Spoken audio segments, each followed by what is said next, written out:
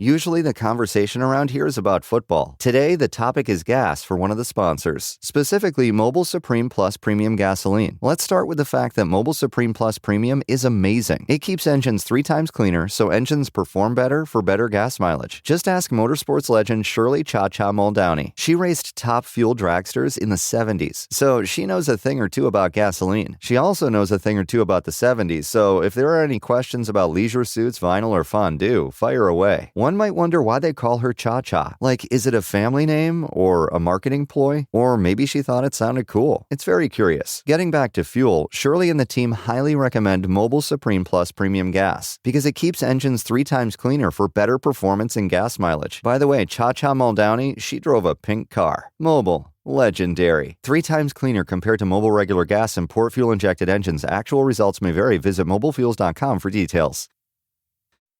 They say everything happens for a reason, but I suspect everything happens for a Reese's. Like this commercial break. Did you need 15 seconds away from music or 15 seconds to eat a Reese's? Perhaps it's true. Everything happens for a Reese's. Who doesn't want to hear relationship advice from a couple of knuckleheads? Would you like to help us on these? Oh, sure. For a first date, when you should know those red flags and when to look for the green flags. I don't know anything about red flag or green flag. Get yourself into position to look for the checkered flag.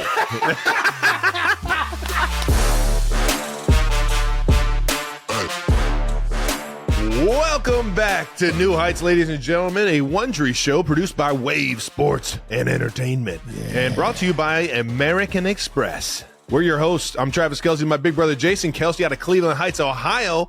Cincinnati Bearcat alums. Get the UC Bearcats basketball team back on the winning streak here. All right now, boys. Oh, yeah. Subscribe on YouTube, Wondery Plus, or wherever you get your podcasts, and follow the show on all social media at New Heights Show with one S. Jason, we got a good one. You ain't even got to tell them. I'll tell them. We got a good one coming up.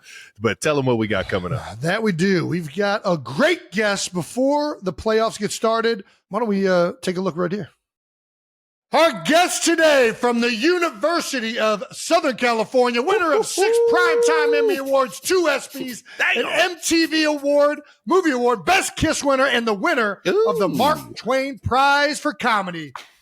You can see him in his critically acclaimed documentary, Will and Harper, on Netflix, yes, as sir. well as his up-and-coming comedy with Reese Witherspoon. You're cordially invited, releasing January 30th. Oh, 92%ers. It's Buddy the Elf, Mugatu, Ashley Schaefer, Ricky Bobby, Ron Burgundy, Chaz Michaels. 92%ers strength to take himself. Will Ferrell is here. Yeah. Oh, my God. So epic. Best intro ever. Best intro ever. I apologize if I just blew your ears out, Will. But No. That was soothing. I'm gonna play that on a loop to fall asleep to. It's gonna be like a sleep machine for me. Yeah. We are if you can't tell, we are jazzed to have you. But Dude, I gotta beyond right honored, away. man. We saw this post on Twitter from the LA Kings. Buddy the Elf is officially in Hockeywood. Look at can we pull this up, Brandon? Dude, this is What so is good. going? This is not just the Buddy Elf I remember. This is just over the weekend, man. Buddy Elf has been through some shit. What's Buddy the Elf got laid off, I think.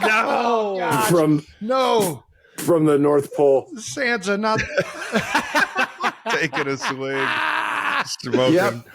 Yep. He's having a pull from his beer, smoking a cig. Yeah. Just having some him time. That was just, I get these weird ideas every now and then. They're golden, man. I told my wife, because we're season ticket holders of the LA Kings. We have the seats right on the glass, which are amazing. Incredible. I said, gosh, over the break, you know what? It'd be funny if I just got like a Buddy the Elf costume and didn't shave for like a week. And I'm just sitting there with like a candy cigarette. It's just a candy cigarette. And I'm just going to like sit there for a period and see how people react. And that was it. But the reaction was insane. We're like, what is he doing? Is he promoting something? But occasionally I just like to do weird things like that just to stir it up. Dude, it's the best. Yeah. It's the best. Or have you always been a hockey fan? I know you've been following the Kings for a while now, but yeah, I remember I grew up in Southern California, and there was a kid who moved into my neighborhood from Connecticut who played hockey, and we would play street hockey. We would play, this is sad, one-on-one street hockey. Does that even exist? Are you kidding me? This is all me and Jason used to do. Oh, okay. Sure. Yeah, Of course, this is legit. We didn't have ice, so it was just with the little ball, and it's running around a parking lot. Oh yeah. And then I followed the Kings way back when they had like the Triple Crown line of Marcel Dion, Dave Taylor, Charlie Simmer. Anyway, so you've been in it for a while. Hell yeah. So I've been watching. Yeah, I've been the. And then of course they won a couple cups, and that helped build the audience. And now they draw really. Oh, look at that! I got a little Wayne Gretzky. Jason got me this for Christmas. But did you guys play hockey as well with everything else you did? Oh yeah, we did. That was probably the first one that we both fell in love with. I would at least for me, for sure. Yeah. Yeah. No, same. It's a wonderful sport. It's fun. We both started it. Travis finished in high school playing basketball. I played hockey in high school. Mm-hmm. We used to play street hockey with that same ball you're talking about. Yeah. And one of the elementary schools, Roxborough Elementary, had cut down the basketball hoops. Okay. And you would think this would be a safety issue, but they left like the posts. They just cut the hoops down. And if you hit the post, it was a goal. So we played pickup hockey all the time, just trying to hit the post. And that's like how we played. Yeah. Yeah. Kind of an amazing sport. And I'm not going to lie to you. There's some beautiful men out there who play hockey. Gorgeous. As long as they have their teeth in. Yeah, as long as they have the teeth in.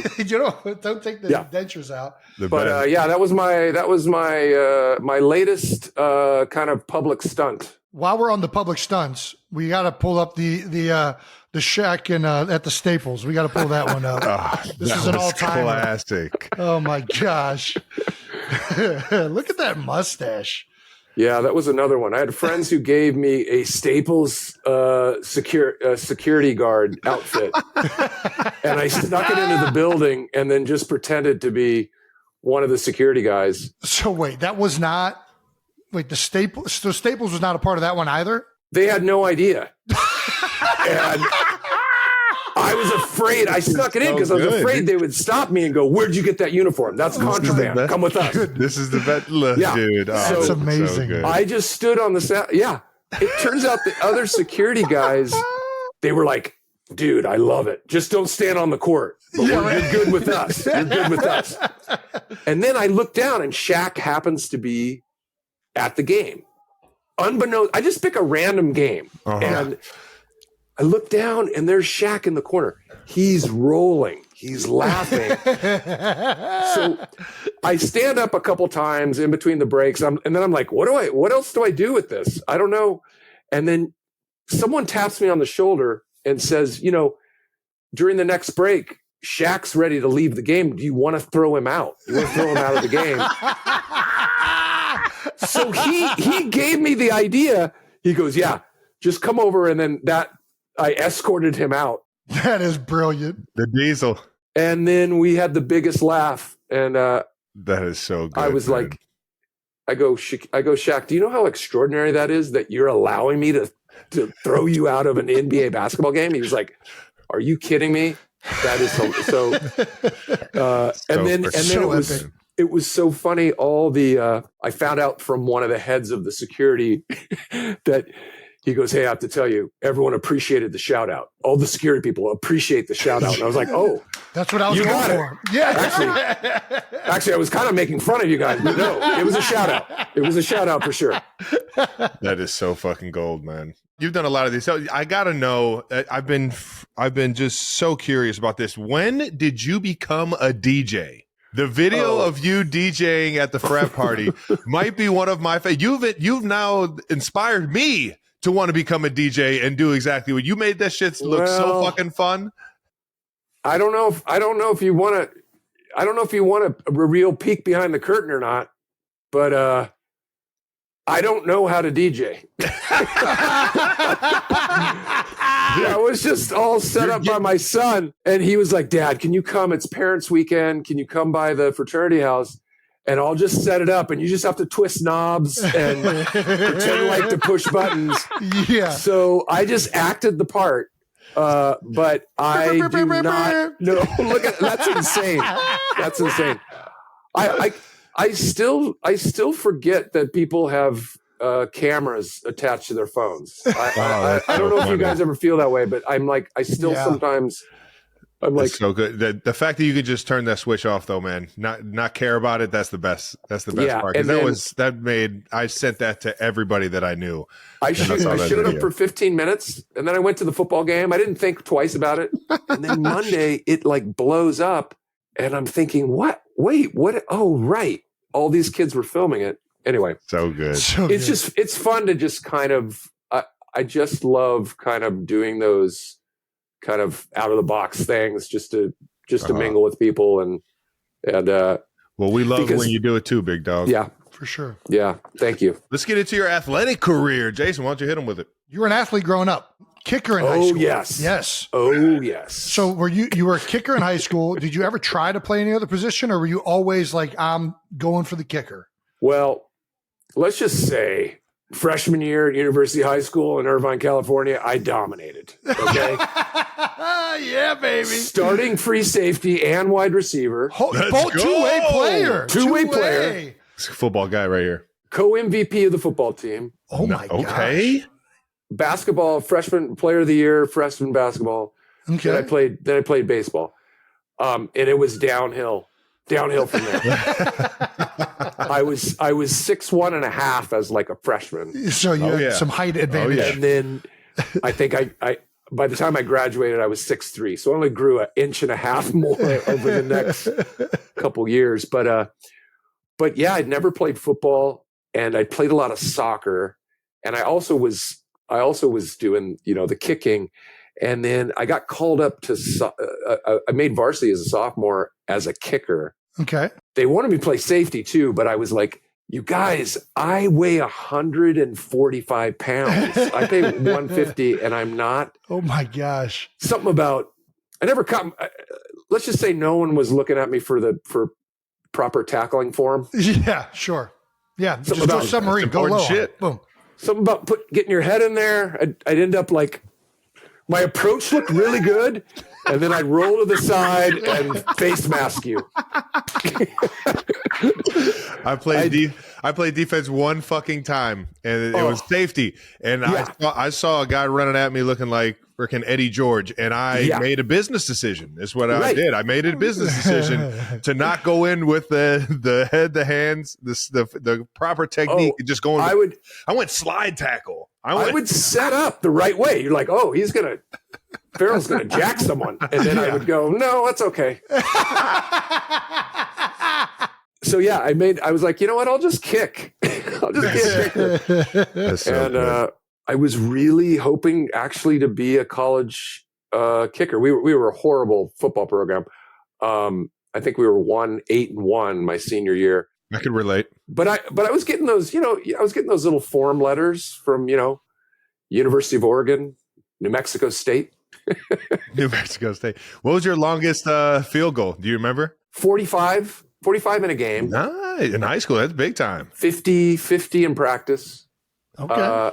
You could boot it. And then I tried walking on at USC. I was my freshman year at USC. I saw in the athletic department that they were having tryouts, walk-on tryouts, right? Yeah.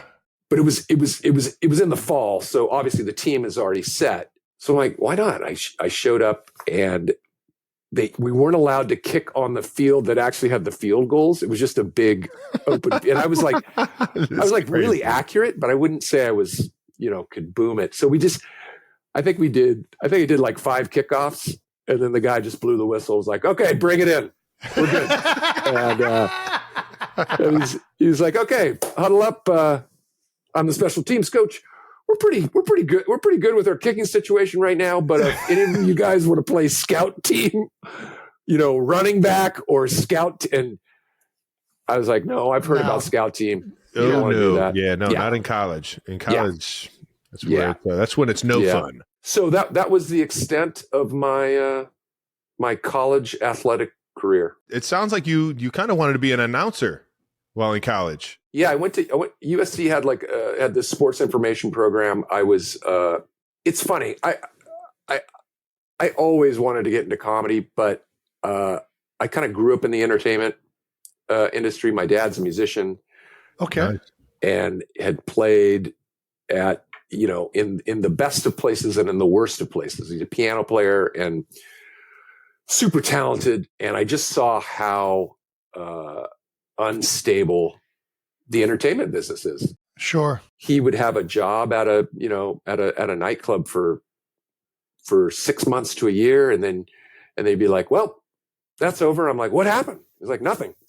They just said, we're done. Yeah. And he'd how it have to works. go back out and search and do all this stuff. And so I thought, well, I'm never going to do that. I want like a real job. I didn't know what that meant, even though I loved comedy. I loved making my friends laugh. I loved watching comedy. I loved, everything about it. But I also loved sports, and I played sports all throughout high school. And SC had this program that was like sports journalism. So I thought, oh, that's a blending of both. And, Sports Center had probably just started. Let's see, I graduated in 90. So that was kind of the beginning of ESPN, and Starting to boom. Yeah. I want to be one of those guys, Yeah. And so I graduated and then was trying to get a job with local cable stations. And, you have to like build a tape and send it out to these small markets to get hired as the sportscaster in Yuma, Arizona. Those tapes got to be gold. They have to be. I don't know where.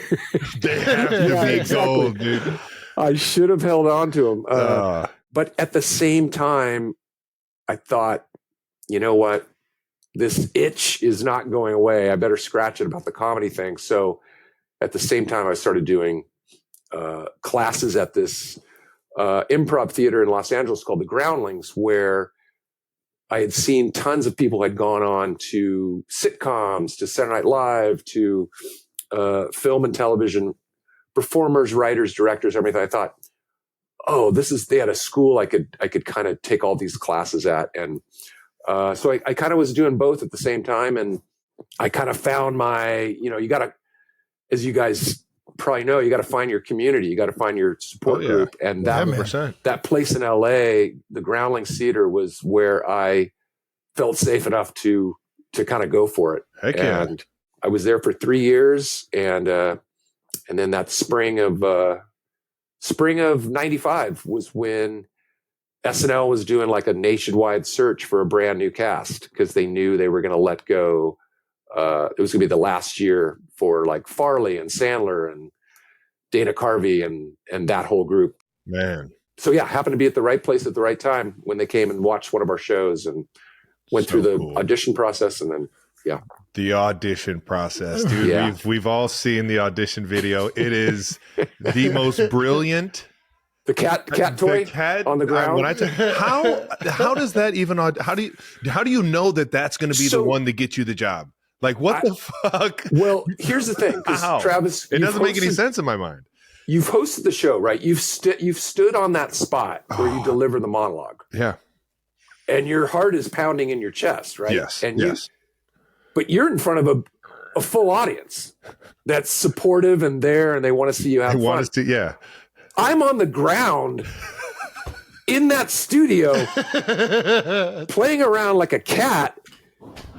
No one's in. Lorne Michaels purposely had no one in the studio to like create the tension of late night like he wanted to create the pressure of what it's like to be on Saturday Night, like live TV. So I'm in a void rolling around going, oh my God, I'm going back to LA. This is not like, cause there's no one loud. There's no one in the studio. There's just a camera operator and a sound guy. Oh my gosh. Yeah. So good. This is one of my favorites, dude. So it was almost like a prisoner torture technique. I just had to like fight through it. And were there any other audition like bits that you had, or were you like kind of juggling a few at the time, or? They basically had to do an audition that was anywhere from 5 to 8 minutes long of any of the characters of your choice. Oh, nice. Okay. So that was one of the I did another sketch. I did Harry Carey doing a play reading. And So I did my Harry Carey impersonation, and then I did this sketch that I think really got me the job, which was this dad at a barbecue yelling at his kids to get off the shed, and that good.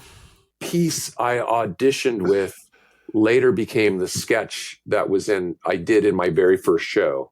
Oh, that's cool. As a cast member. So that's cool. So they brought that one to life. Nice. Yeah. That's awesome, man. But it was awful. I was like, I had no idea if I did well or not. And you just left going, oh, well, I guess they'll call me. I'll tell you what, Lauren he could be a stone cold dude. He can give you absolutely nothing. Yeah. And I'm sure that left you confused as all get out, man. But he can it's funny. He's like, he can walk right by you, or he can or he can pump you up. But yeah, sometimes you don't know where you stand with that guy. Yeah. Oh man. The SNL years were definitely the beginning of our fandom for you, big guy. Who do you remember as like some of your favorite characters on SNL? Like the ones that you really got excited to go out there and like perform? I never imagined that I would get to play the president because I wasn't known for doing political impressions or anything like that. So to get to do Bush for that long, like that was, and like, you're going to be a go-to guy every week. Yeah. That was pretty heady. That was really fun. Nice.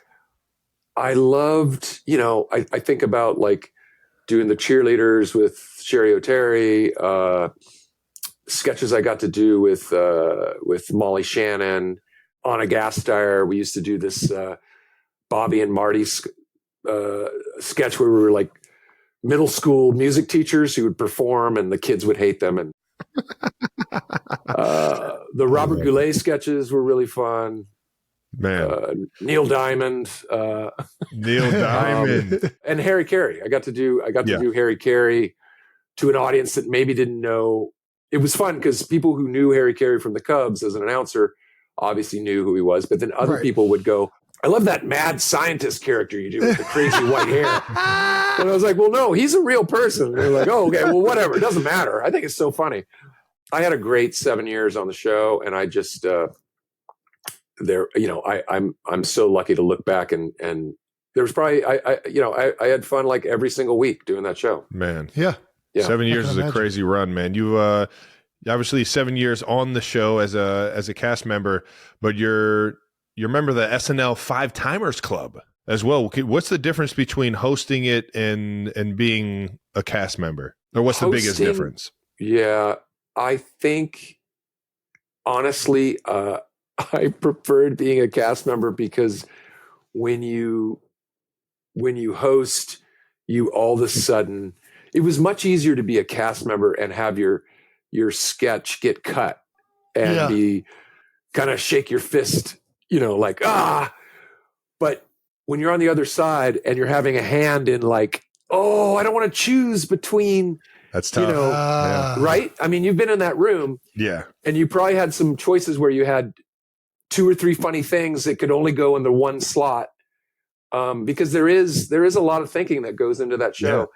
Yeah. And it's hard. Like you probably everybody was awesome on the cast. So you're sitting there, you're like, I don't want to take her off stage. I don't want to take him off stage. I don't want to take that bit. That bit, they kill it in that bit. And I'm just. And that you're thinking, oh, but I really love doing the one thing. And so I was like, oh, I hated like determining the fates of who was going to be in the show and who was not.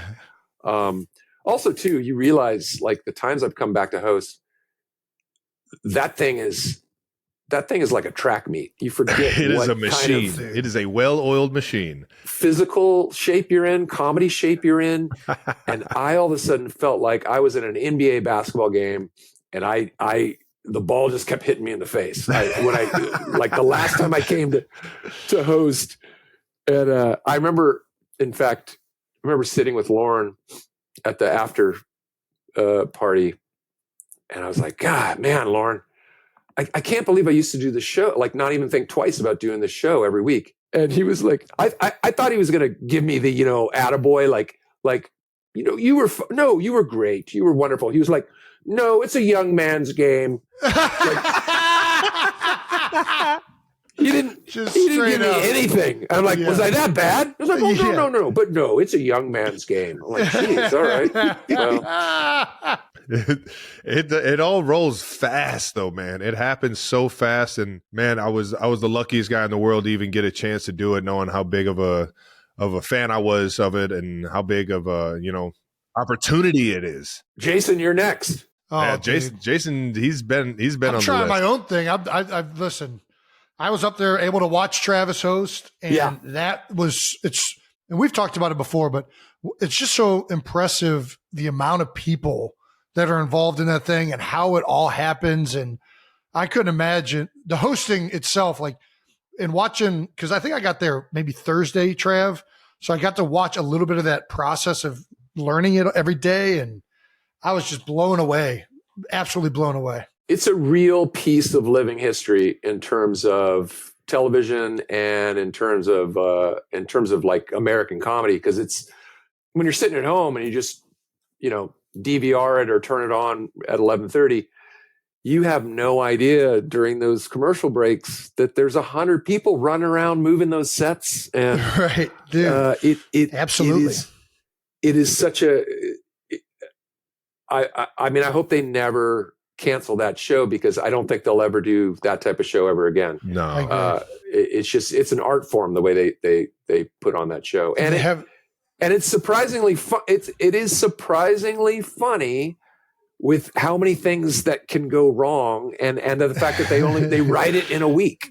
Yeah, it's crazy. It's hit or miss for sure, but it lands on its feet more often than not, and it's pretty impressive. The whole week you're seeing the construction workers putting together sets, and you're just your mind is just blown away, and you're just like, what? And then some sets get canceled because they just don't fit in the time frame. You're just like, what?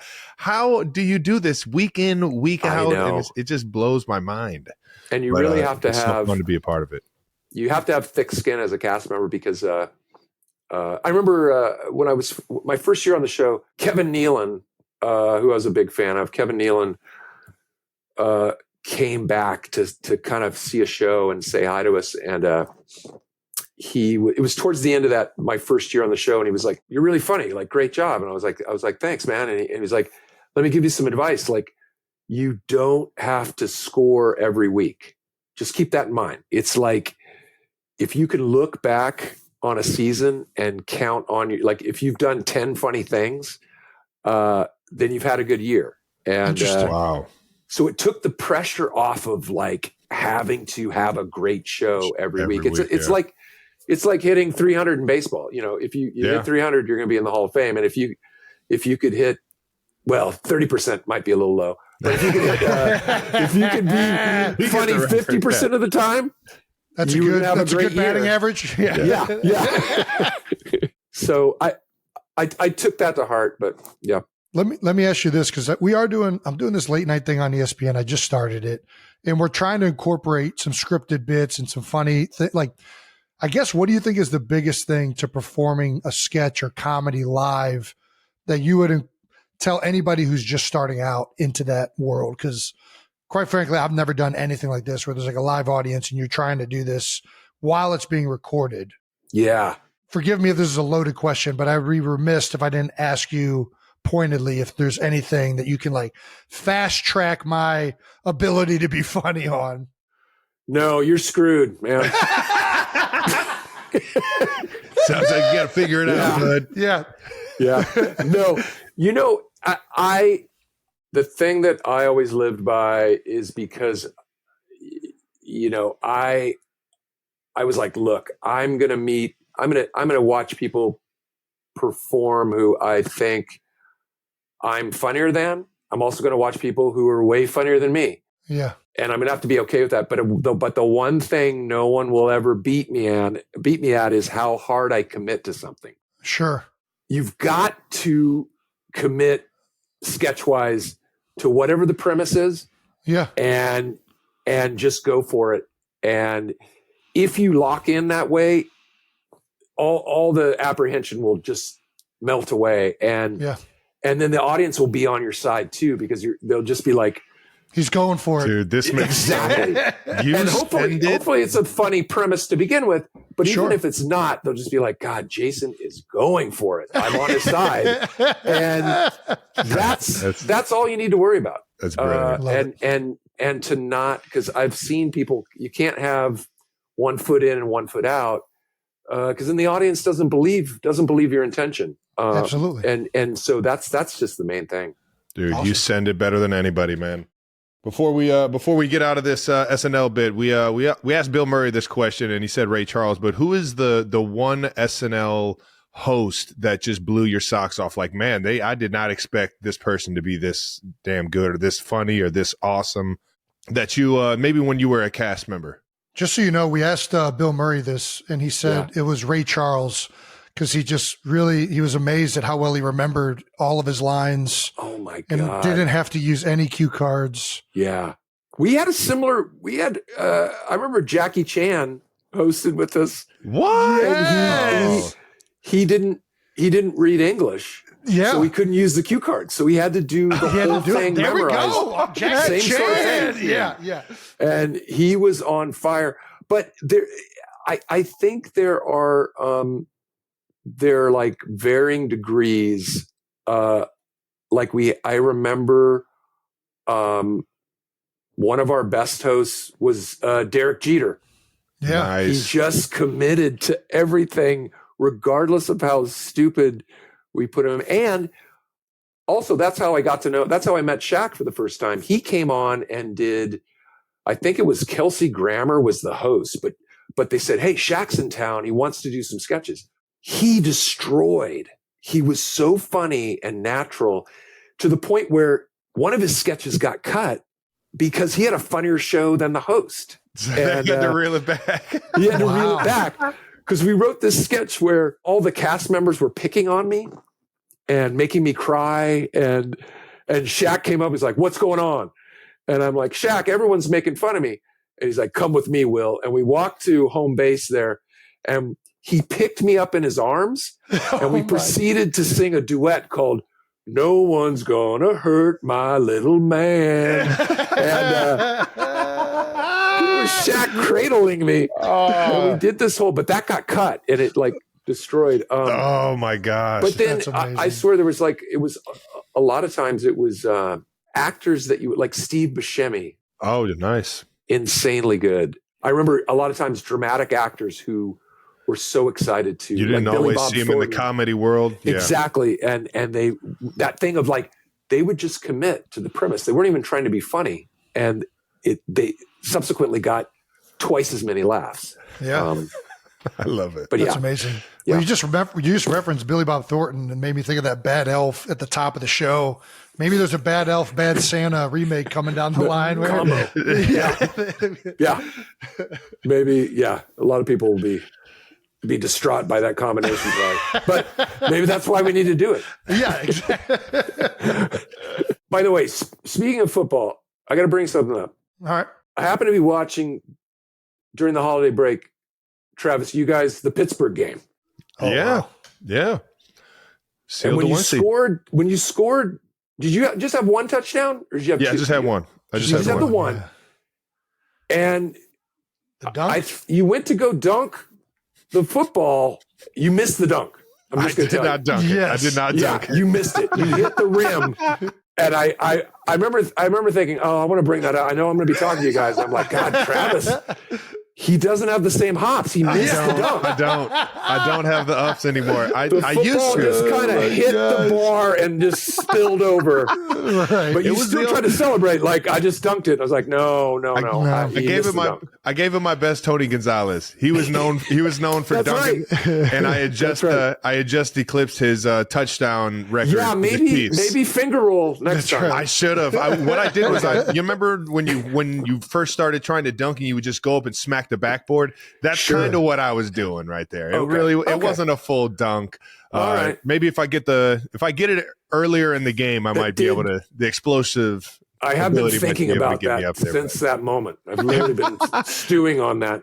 Nice. Well, I've been thinking people might have forgot about it. So perfect. Before we move on, I got to ask this: have you ever dunked, Will? Can you dunk? Could you dunked?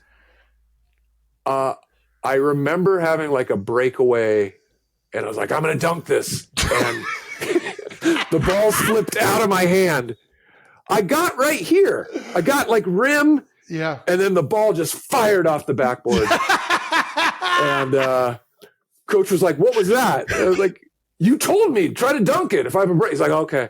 I could dunk a tennis ball, but no. You're not a basketball? Yeah. Yeah. Dude, Travis has seen me, no joke, over an hour in a gym. At least. Just Trying to dunk. Yeah. Repeatedly thinking I'm getting closer and repeatedly failing. If I just get the technique right, I can do it. I'm there. I'm right there. It's going to happen. You're 310 pounds. You're not going to dunk the ball. Gravity is working against you. Exactly. All right, let's get to this segment. We're going to try this out. This is the Will Ferrell character football draft.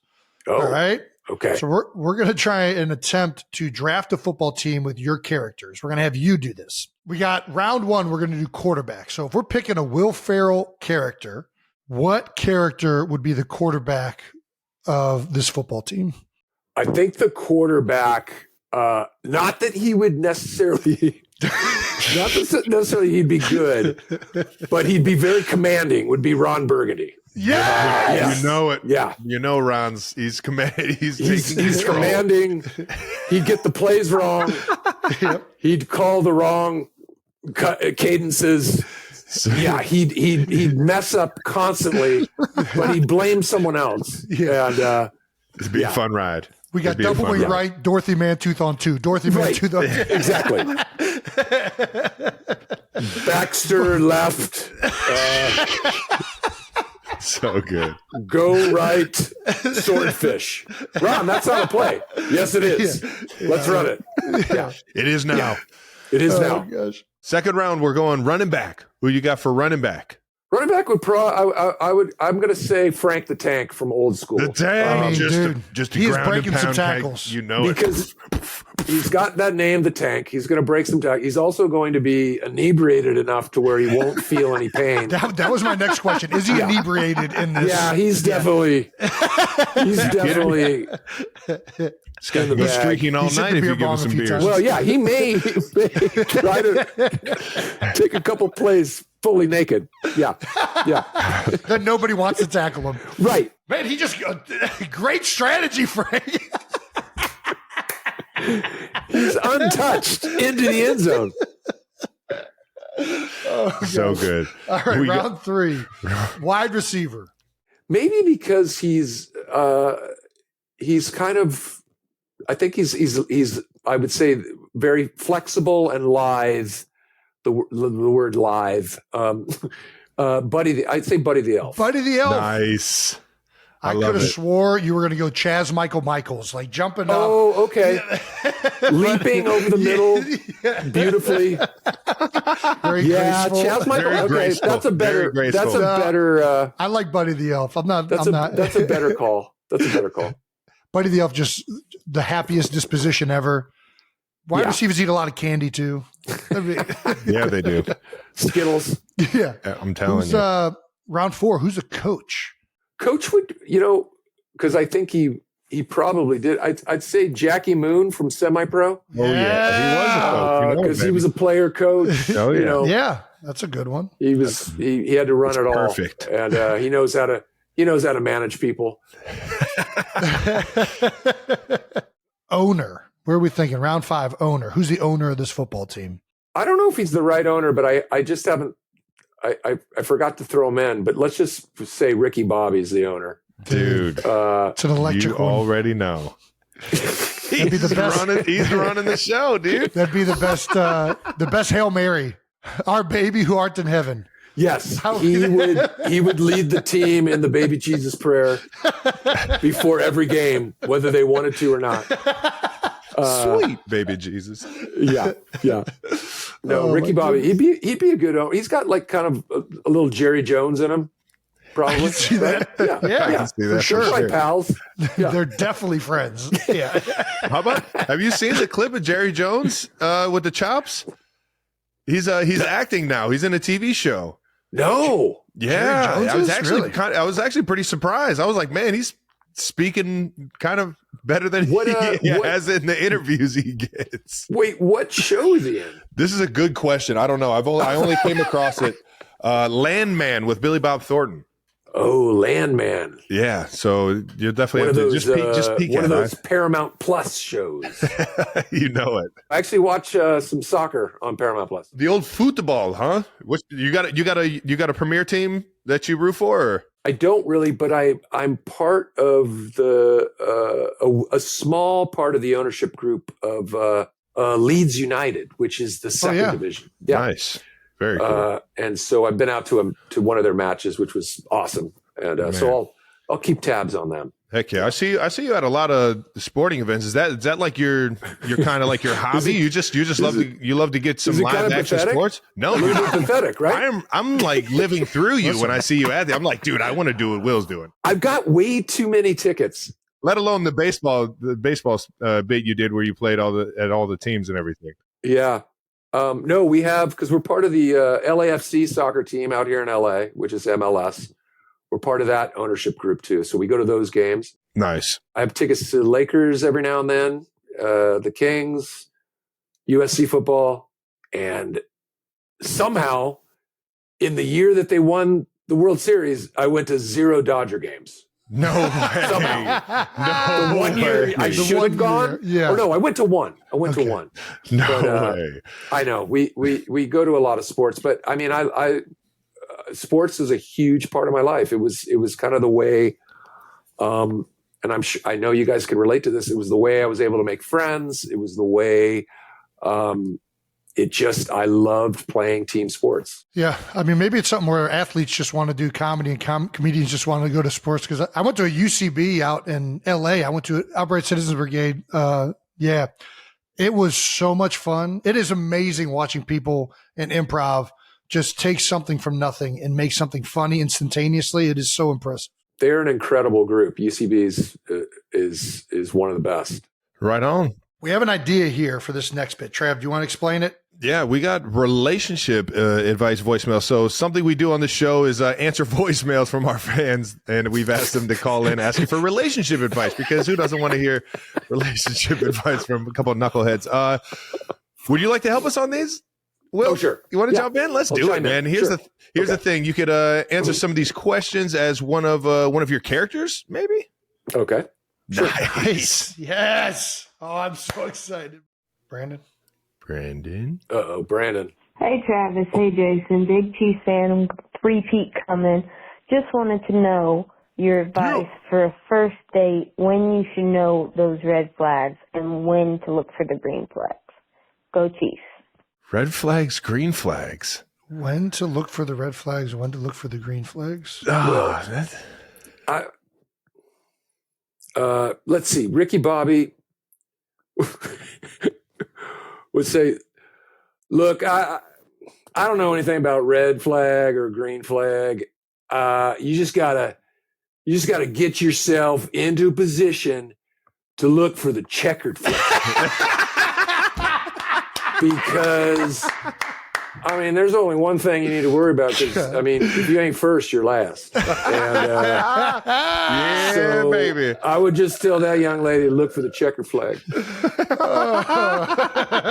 You gotta find your way to the finish line, guys. I don't know if that's good advice or bad. It sounds like bad advice. Dude, I think it's kind of metaphorically, it makes sense. You got to find your way to the finish line. Yeah. You know? Yeah. I loved it, man. That shit was fucking gold. That was so good. So good. That couldn't have gone any better. All right, here we go. Next one. What we got? All right, Jason and Travis. So what do I do whenever I bought this girl tickets to a concert for Christmas and she dumped me the week before, and now her best friend wants to go with me? Do I take her or no? Do you take the best friend after the tickets you bought for your girlfriend? She dumped you. Wait, I want to make sure I understand. Do you take the best friend of the girl? Yes. After? Yes. So the girlfriend dumped him, and now the best friend wants to go with him. Well, Ron Burgundy would say, Of course you take the best friend. Because you teach that young lady a lesson. You're not going to be some horse's ass. You've spent $1,200 going to I don't know, whatever concert, whatever music you listen to nowadays. I don't know if it's Kaja Gugu or Duran Duran or whatever it is, but you send a signal to that young lady that you're not messing around, and then you more, Ron. You take photos of you and the best friend making out and send it back to the old girlfriend and say, "That's how I do it." That's how you roll right there, baby. That was fucking gold, man. So good. That's why you're the greatest of all time, dude. Oh, my goodness. Oh, man. Do we got one more in us? You want to do one more? Do one more? That was move fucking on gold, too, Will. dude. That was gold. Yeah, that was so good. I think we're good to roll, man. Let's get this thing going. We end all the conversations with, we got to ask. You don't have to answer. We got a bunch of questions we're just going to rattle off at you. You ready to go? Okay, ready. Lightning round. Lightning round, baby. Yeah, that's right. You could feel free to tell us to fuck off. All right, here we go. Okay. Before you made it, what was your worst job? Definitely a bank teller. I was a bank teller. That's nice. what Donna Kelsey. That's our mom was. Yeah, our mom. Really? She started off with the bank telling. Worked her way up to some higher up positions, but yeah, she started off as a teller. Customers would actually complain as to how bad I was. So I'd break out in flop sweat. Your mom can relate to it. When you're starting out, you're handling people's money. It was awful. That's too funny. Yeah, as long as your register wasn't short, you're good, man. I was short like my first 2 days out. I wasn't even pocketing the money. That's crazy. Excuse me, manager, I'm trying to deposit money and your teller is like playing with a ball of yarn and he won't respond to me. Right. What's wrong with this guy? In fact, I remember I was putting up flyers in the break room to try to get people to come to my stand-up comedy show. Oh. And I was so quiet as a bank teller because I was so nervous all the time. And I had this manager go, "I saw your flyer. You do stand-up comedy?" And I go, "Yeah." She's like, "I'd like to see that." And just walked away. God damn it. You're a father of 3. What is the secret to being a cool dad? The secret to being a cool dad, I think, constantly lovingly make fun of them. Nice. Yeah, love that. Yeah. Humiliation. Yeah. It's the best. Humiliation. Perfect answer. Why don't they make R-rated comedies anymore? I think they do. Actually, I have one coming out Here we go. the end of this month. Heck yeah, there we We're go. cordially invited on Amazon. Perfect. Which is like an old school R-rated fantastic movie. Reese Witherspoon and we have 2 competing weddings booked at a destination location, and we have to kind of duke it out to see who's going to be the wedding that gets to take place. But it's an interesting time. I think people are making it. I don't know why they're not kind of going to the theaters to see them. And Right. I think we kind of have so many options now that a lot of people would rather go, "Oh, I'll just catch that at home." Yeah. There's nothing like going to the theater though, man. I know. It's when you sit and watch a comedy with an audience, you're reminded as to how much more fun it is. Right. I'm trying to get that back. I'll happily see this new one in theaters for you, bud. Even though it's not in theaters. It's in Amazon. It's not. No, It's on Amazon. You did just say it was Amazon. My bad. We'll go rent a movie theater out, and we're going to project play. it. Yes. Okay.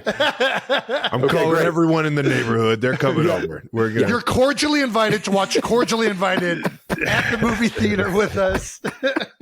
Is there one idea for a movie that you haven't gotten to make yet? Oh, Because gosh, we want to steal it.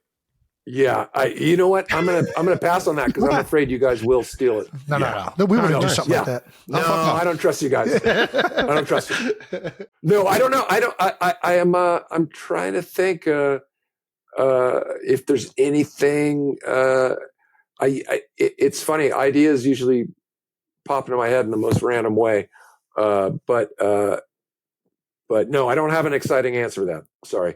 let me ask you this. When do you know an idea is ready to be made a movie? Because I would imagine you think about stuff constantly. Yeah. Like, how do you know when it's like, okay, I'm going to make this movie about an anchor man named Ron? Like, where does that even, like, at what point are you like, yeah, this could become a full motion picture? Yeah. I think you just get a sense of something that, if it's an idea that you can kind of spit out in a sentence, yeah, then it's got a good chance. It's like, I remember when we were pitching Anchorman, which at the time we got rejected. I think we got rejected 20 different times from various studios and financiers and everything like that. Blows my mind. Fascinating. Like no one could kind of wrap their head around an ensemble comedy that took place in a newsroom. They kept hearing the news part, and we're like, no, it's going to be, Austin Powers wasn't about the spy game. It was about a really funny character. Right. Our character's going to be funny. And then I remember thinking, gosh, this is so hard to get off the ground. We should maybe pick a topic that everyone's talking about. And at that time, NASCAR was at its height. And I was like, for instance, gosh, what if I'm just me as a NASCAR driver and we sold that in like 2 seconds. That's crazy. Yeah. I don't know if there's an exact formula for it, but it's just something that I think grabs the people who have to pay for it. There you go. There we go. Yeah. All right. What's your welcome to Hollywood moment? We all have welcome to NFL moments that just, I don't know, it's usually a big hit or somebody that we're extremely, fond of or we're big fans of growing up that we're finally going up against. What was your welcome to Hollywood moment? I mean, one of my welcome to Hollywood moments was getting to be the first member of a brand new cast on Saturday Night Live, and I got to say the first lines of our opening show. And I'm sitting there, and they're counting down the show, and I'm looking out. That's crazy. My folks are in the audience, and friends and family, and I'm like, I can't believe I'm here, and I'm about to say whatever line. Which a little trivia here: I mess up my line. The first time I speak on camera on the show, I flub it. No way. Of course. Because I felt, and Travis, you know how you do the full dress rehearsal, and then by the time you do the live show, you're like, piece of cake. I got it. Yeah. And so I did the dress rehearsal. I was like, this is gonna be great. But I'm sitting there in the chair, and the enormity of the moment hits me, and I start to get a little bit emotional thinking about, wow, this is the thing I've always dreamed about. And then it was like 5 seconds, and then I had to do my line. I was like, and I was like, oh. And Lauren came back. He's like, "Are you okay?" I'm like, "I'm fine. I don't know what happened." So Did you just have a stroke? Yeah, exactly. It was incredibly uplifting and incredibly grounding all at the same time. Yeah. It was like, don't ever take anything for granted. And yet I can't believe I'm here. There you go. That's awesome. That's awesome. All right. Hypothetically, you see two guys that look like us coming at you on the sidewalk. What movie do you think we're going to quote at you? You guys are going to say, "You're my boy, Blue." Yeah. Old school. You're going to go old school, I think. You're Or spot on. you might say "Milk is a bad choice." Dude, I don't know. Dude. If it's a hot day, I'm definitely It's going a hot Milk was day. a bad choice. I was in Wisconsin and I had a whole wheel of cheese. I was like, whole wheel of cheese? I'm not even upset. Yeah. Milk was a bad choice. By the way, I improvised that because I was literally trying to tell the director in that moment, like, why did you give me a carton of milk as we're shooting in LA on like a 98-degree day? And I literally was like, milk was a bad choice. Because I'm like, I'm having to drink hot milk in this scene. That's the worst. The fucking worst. You were spot on with that one. This isn't on this, but do you ever get tired of people quoting your movies? Like, are you like, yeah, I get it. Like, it's got to happen just constantly. I wouldn't say, I mean, there are moments where, I'm getting this weird kick here. Sorry. Got a nice, Got the light. got a nice. Yeah, look at that light. Sun's coming in real nice. Wow. That's nice. I don't know how to fix this. You're good. I don't know how to fix this. No. Well, whatever. Here we go. Rolling with it. Sit like this. We're rolling.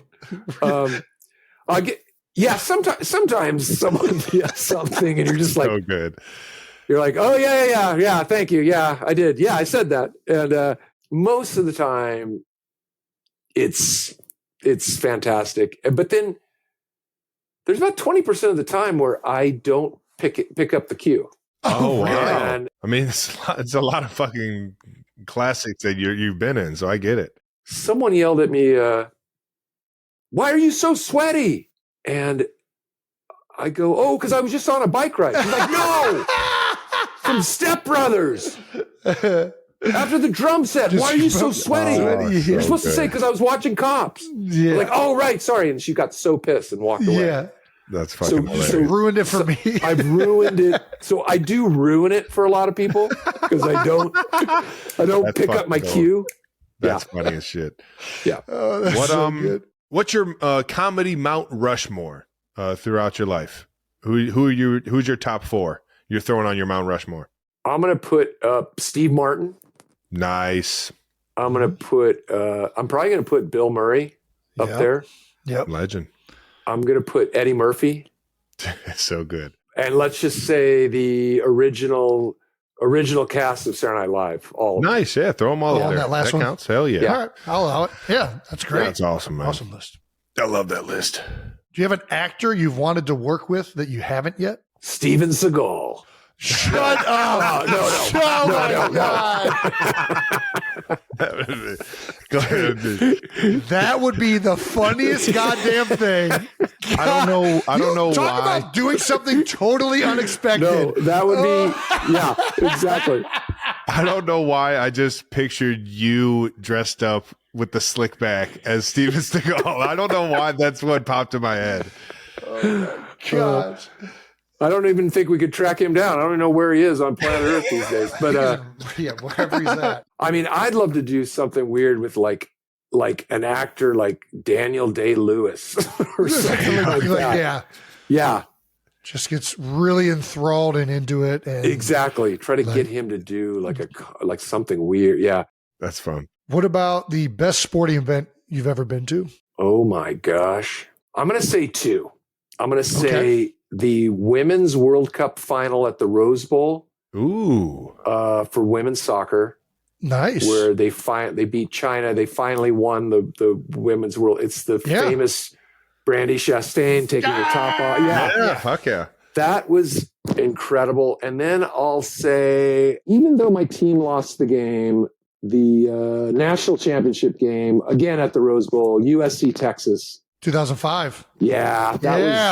That was an amazing back and forth. It's a great game. You just made whoever had the ball last was going to win that game, and the time just ran out. But you have no idea how his microphone is muted, but our head producer, our intern Brandon, our head producer, is the biggest Longhorns fan you've ever met in your life. Okay, I'm glad Brandon. He's screaming like a child off camera right now. He's going to lay into me right now, for sure. It's the reason he went to Texas, I believe, is because they won that game. And I sat in the same row with Matthew McConaughey and his buddy, and they wanted to talk shit the whole game. Like every time Texas, of course, like Texas guys love to be like, okay, here we go. And then SC would score right away. And I'd be like, what? What happened? What happened? Yeah, what happened? What was that? And it was so back and forth. But I have to say, at the end of that game, everyone just shook hands. It was one of the best ever. We just watched one of the, So anyway, but I've been lucky. I've been to a bunch of fun stuff, but those 2 pop into my head. Yeah, that game, Vince Young's performance towards the end of it, especially, it was like crazy. Yeah, it was like somebody just caught fire and could not be stopped. So, and there is a classic photo of Vince Young scoring that last touchdown. Yeah. And one of the SC cheerleaders jumping up in the air thinking it was SC that had scored. No. It's so bizarre. Yeah. Really? Yeah. Oh, I need to look at this. I have not seen that. That's amazing. We got to know who's got the ball. She was not the sharpest tool in the shed. Yeah. Becky, I'll tell you what, I've been to the Rose Bowl one time since he played UCLA out there. When I tell you it is one of the coolest atmospheres, like I can only imagine that place packed to the T for that game and seeing highlight after highlight after highlight for the biggest game of the year. Man, I can only imagine what that felt like, man. Both those teams with guys who went on to the league, like on both sides of the ball. Oh, yeah. And it was an insane environment. Yeah. So cool, crazy. man. Well, shout out to my former teammate, Vince Young. Awesome game. And shout out to you, Will. I mean, listen, before we end this, we always give our guests, do you have any questions for us? Like, or do you just like want to go and go about your day? That's fine too. I don't want to put you on the spot.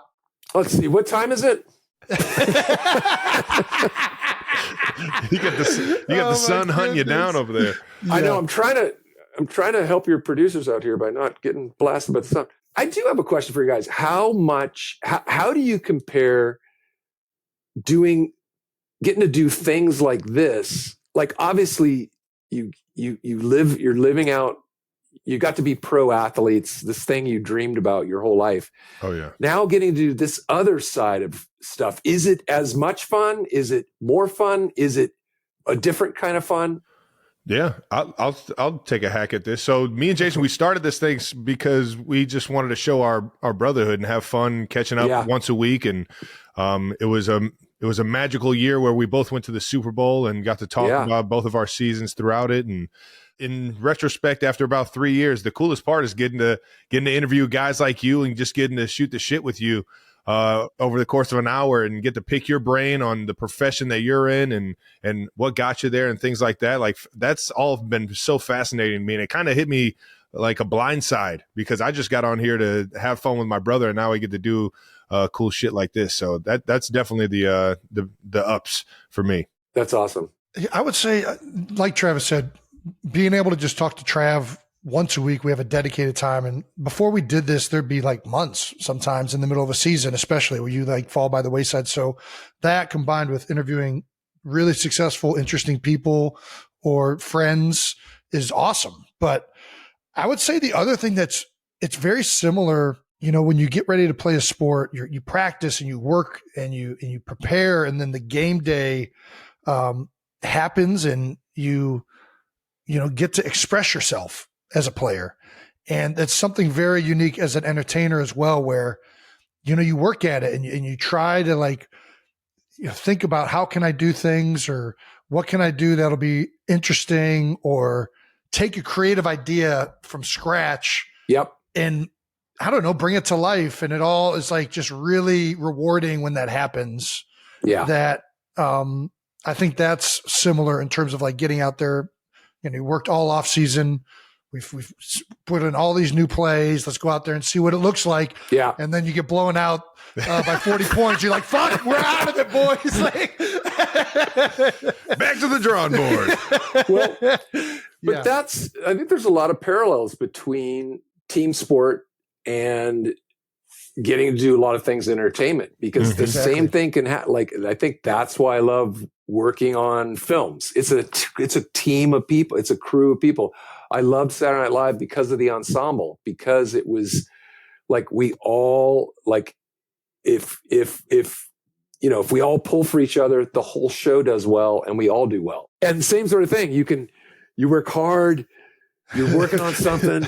You film something for 50 days. It takes a year to come out. Yeah. And you lay a big fat turd, and you're like, oh, audience didn't think it was funny at all. Oh well, we thought it was hilarious. There you go. And then you're like, well, I'm still glad we went for it. You know what? What are you going to do? Yeah. Well, so I'm taking your advice and I'm full sending everything I ever do in the entertainment world, man. Full send. I appreciate that advice, man. Yeah. Will, thank you so much, brother. You're unbelievable. Thanks, you guys. Cannot wait to see fun. everything you got coming up, and appreciate the time, man. Thanks, you guys. All right. That was fun. Alrighty, that wraps up another episode of New Heights. Unbelievable. Thank you to our guest, Will Ferrell. We'll be back next week with a brand new episode. Make sure you are subscribed on YouTube to the New Heights channel and follow New Heights on the Wondery app or wherever you get your podcasts. Reminder, you can listen to new episodes of New Heights early and ad-free right now by joining Wondery Plus in the Wondery app or on Apple Podcasts. There you go. Ladies and gentlemen, if we didn't mention your favorite Will Ferrell movie, I think we want to do a blind ranking of all of Will Ferrell's classics, no matter what they are, any genre of Will's throughout the past year. Why don't you go ahead and throw us some, and we'll have some fun doing a blind ranking of all of Will's best next week. Once again, New Heights, a Wondery show produced by Wave Sports and Entertainment and brought to you by American Express. Ooh. The Express. Follow the show on all social media at New Heights Show with one S for fun clips throughout the week. And thanks to our production and crew for always making us look better than we are. And to the 92%ers, hope you had fun tuning in. We'll see you next week. Peace.